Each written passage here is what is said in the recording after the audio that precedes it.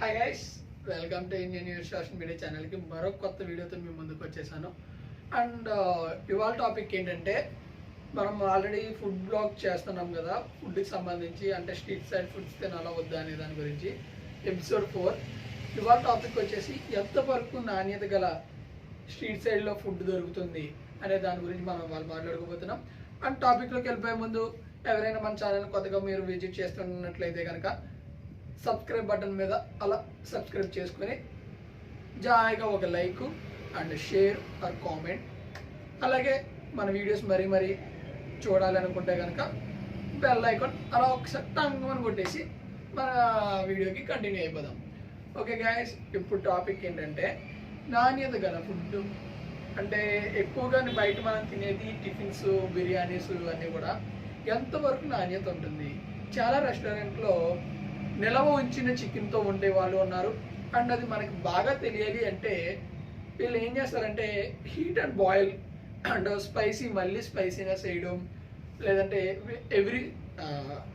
Very స్పైసీగా చేయడం. ఇట్లా చేసిన వల్ల ఆ చికెన్ ఉన్న దాని యొక్క కుళ్ళిపోయిన గుణాన్ని కోల్పోతుంది. కోల్పోయి మనకి స్మెల్ రావడం కానీ, లేదంటే అది ఒక టేస్ట్ విషయంలో కానీ చేంజ్ అనేది మారదు. అట్లానే అది తిన్న తర్వాత మనకి మోషన్స్ అండ్ ఫుడ్ పాయిజన్ అవి దాకా కూడా మనం తిన్నది ఓల్డ్ అంటే వేస్ట్ ఫుడ్ అనేది మనకు తెలియదు అనమాట. అట్లానే చాలామంది తక్కువకి మనకి కొన్ని చోట్ల అంటే బండ్ల దగ్గర దొరుకుతాయి కదా టిఫిన్స్ కానీ, లేదంటే ఫుడ్ రైస్ కర్రీస్ ఇవన్నీ కూడా. అక్కడ కూడా చెప్తున్నా ఏంటంటే, ఇక్కడ వెజిటేబుల్స్ విషయంలోకి వచ్చేటప్పటికి అందరూ మార్నింగ్ కొంటే వీళ్ళందరూ ఈవినింగ్ వెళ్ళుకుంటారు అనమాట. ఈవినింగ్ ఎందుకు వెళ్ళుకుంటారంటే అప్పటికి ఫ్రెష్గా ఉన్న అన్నీ వెళ్ళిపోయిన తర్వాత లాస్ట్లో డ్యామేజెస్ వెజిటేబుల్స్ ఉంటాయి, అవి తక్కువ వస్తూ ఉంటాయి అనమాట. ఆ డ్యామేజెస్ వెజిటేబుల్స్ తెచ్చి కుక్ చేసే వాళ్ళు కూడా ఉన్నారు. అంటే ఇక్కడ వాళ్ళ పెట్టుబడికి తక్కువ పెట్టుబడి పెట్టాలి అండ్ ఎక్కువ లాభం రావాలి అని చెప్పి వాడే వాళ్ళు ఉంటారు. కాబట్టి మ్యాక్సిమం మనం బయట తినేటప్పుడు 1-2 సార్లు టెస్ట్ చేసుకోవాలి. అంటే స్మెల్ విషయంలో కానీ, మన రైస్ విషయంలో కంటే నేను ఒకటి చెప్తాను వినండి. చాలామంది ఫ్రైడ్ రైస్ కట్ట తింటారు కదా, ఇక్కడ ఆల్రెడీ కుక్ చేసి, అంటే అంతకుముందు కుక్ చేసింది ఒకటికి అంటే ఒక్కొక్క కుకింగ్కి కొద్దిగా టైమింగ్ ఉంటుంది. అందరూ ఫ్రైడ్ రైస్ అడుగురు, అందరూ నూడిల్స్లో అడుగురు కదా. అయితే ఇక్కడ ఏం చేస్తారంటే వీళ్ళు లాస్ట్లో మిగిలిపోయినంతా తీసుకుంటూ ఒక ప్లేట్లోకి అరేంజ్ చేసుకుని వీళ్ళు తర్వాత ఎవరో ఒక కస్టమర్, మ్యాక్సిమం వాళ్ళకి తెలియని వాళ్ళు ఉంటారు, అంటే అంత అబ్జర్వ్ చేసే వాళ్ళు కూడా ఉంటారు. ఫోన్ నొక్కుంటారో లేదంటే ఇంకేదో చేస్తూ ఉన్న వాళ్ళు ఏం చేస్తారంటే, వాళ్ళు ఒక ఫుల్ ఆర్డర్ చేస్తారు అనుకోండి, ఈ ప్లేట్లో ఉన్నది ఒక హాఫ్కి వస్తుంది అనుకోండి, వాళ్ళు ఒక హాఫ్కి రైస్ వేసి మిగతా హాఫ్కి ఇది కలుపుతారు అన్నమాట. అట్లా కలపడం వల్ల ఏమవుతుందంటే అది లాస్ట్లో అలా ఉండి చల్లారిపోయిన తర్వాత దాంట్లో ఉండే కొన్ని ఇంగ్రీడియంట్స్ అన్ని పాడైపోయి మళ్ళీ బాయిల్ అవుట్ అవడం వల్ల ఏమవుతుందంటే దాంట్లో ఉండే గుడ్ క్వాలిటీ స్పైసీనెస్ పోయి అదొక నెగిటివ్ క్వాంటిటీలోకి వస్తుంది అన్నమాట. అంటే ఎలా అంటే మీకు మనం చెడిపోయిన చికెన్ని మళ్ళీ వండితే దాని యొక్క గుణం ఎలా అంటే అది ఇవ్వాల్సిన పోషక పదార్థాలు ఇవ్వాల్సింది పోయి మనకి హానికరం చేసే పాయిజన్ టైప్ తయారవుతుంది. అట్లా అలాగే ఆయిల్స్ విషయంలో కూడా వస్తే కంటిన్యూగా రెగ్యులర్గా ఒకే ఆయిల్ని యూజ్ చేయడం, అంటే చికెన్ ఫ్రై చేసిన ఆయిల్, లేదంటే ఇంకా ఆనియన్స్. ఇప్పుడు మనం టిఫిన్ షాప్లో చూస్తే బజ్జీలు, పూరీలు, గారెలు వేస్తూ ఉంటారు.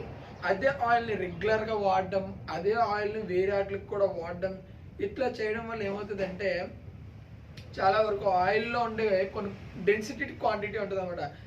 ఆయిల్ విషయంలో కూడా కొన్ని క్వాలిటీస్ ఉన్నాయండి. ఎట్లా అంటే మనకి దానికి ఒక పర్టికులర్ డెన్సిటీ ఉంటుంది. ఆ డెన్సిటీ అనేది చేసుకుని వండుకుని తినడానికి మాత్రం ఉపయోగపడుతుంది. ఆ డెన్సిటీ అనేది ఎప్పుడు ఆ బాయిల్ స్టేజ్ దాటేస్తుందో అది యూజ్లెస్ ఆయిల్ కింద అనమాట. అంటే మనకి హానికరం చేసే ఆయిల్ కింద తయారవుతుంది అనమాట.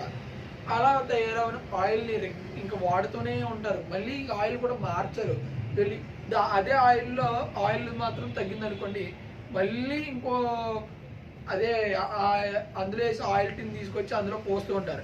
ఇట్లా చేయడం, అలాగే ఆ నాణ్యత లేని ఫుడ్స్ అన్ని తిని మన హెల్త్ రిస్క్ చేసుకోవడము, తర్వాత హాస్పిటల్ చుట్టూ తిరగడం, ఆ తర్వాత మనం టాబ్లెట్స్ వాడడము, మనకి ఫుడ్ ప్రాబ్లమ్స్ రావడము, ఫుడ్ తర్వాత డైట్ చేయడము, షుగర్లు, బీపీలు, ఇంకా ఎక్సెట్రా అనేవి కూడా మనకు వస్తూ ఉన్నాయి. అయితే ఇక్కడ చాలా మంది హోమ్ మేకడ్ ఫుడ్స్ అనేవి తినడం మానేశారు. అంత బద్ధకం వచ్చి హోమ్ మేకడ్ ఫుడ్స్ తినడం మానేసిన తర్వాత హాస్పిటల్ చుట్టూ ఎక్కువగా తిరగడం కూడా జరుగుతుంది. మనకి బయట నుంచి తీసుకుని అంటే మనం వేరే చోట్ల నుంచి తీసుకునే దానికన్నా మన ఇంట్లో ఉండే దానికన్నా బయట తినే దగ్గరే ఎక్కువ మనం పాయిజన్ తీసుకుంటున్నాం అని చెప్పేసి అబ్జర్వేషన్ చేస్తున్నారు. ప్రజెంట్ అయితే ఎక్కువగా ఫుడ్ వల్లే చాలా ప్రాబ్లమ్స్ కూడా వస్తున్నాయి. మీకు మంచి నాణ్యత గల ఫుడ్ ఎక్కడ దొరుకుతుందో అక్కడికి వెళ్ళి తినండి. అండ్ మనం ఈ వీడియోలో ఇంకో విశేషం చెప్తున్నాను, పర్టికులర్ గుర్తుపెట్టుకోండి. మీరు గ్లాస్ లేని అంటే ఇప్పుడు సపోజ్ రోడ్డు మీద వస్తారు కదా టిఫిన్స్ కట్టని, వాటి మీద ఎటువంటి మూతలు లేని టిఫిన్స్ కూడా ఎట్టి పరిస్థితుల్లోనే తినొద్దు. ఎందుకంటే దాని మీద ఈగలు వాగలు ఏటి వాళ్తూ ఉంటే డస్ట్ కూడా పడుతూ ఉంటుంది. మనం ఏంటంటే మనకి కంటికి కనిపించదు అనమాట ఆ డస్ట్ అనేది. మైక్రోస్కోప్లో పెడితేనే కానీ దాని మీద ఎటువంటి డస్ట్ ఉందనేది మనకు అసలు కనిపించదు.